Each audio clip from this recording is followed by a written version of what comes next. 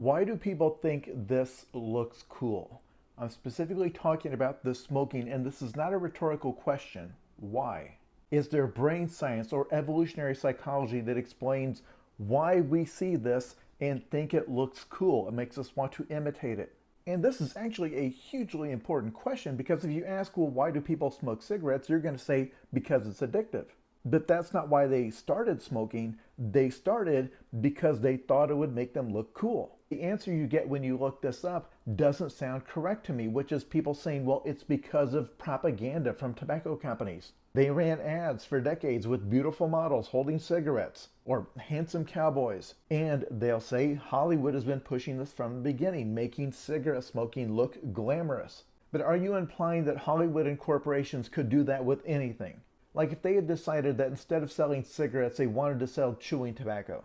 Where in media, you're constantly seeing beautiful people doing what Brad Pitt does in Moneyball, where he's got a little cup that he spits into every few minutes because he has chewing tobacco in his lip. That if they had done that, then we would see that as cool. I'm not just bringing this up at random. This has been in the headlines recently because celebrities are making smoking cigarettes cool again. You're suddenly seeing this everywhere. And as a culture, we just can't get rid of this. People think smoking looks really cool. Directors put this in movies for a reason, and it's not because they were paid by a tobacco company. Or at least that's not primarily why they do it. Cigarettes show up in photo shoots and movies and TV shows because it enhances the attractiveness of the actors doing it.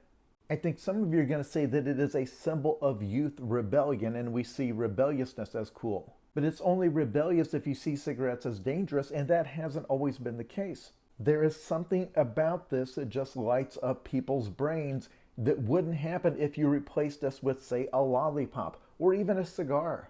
If you have a theory, please share it.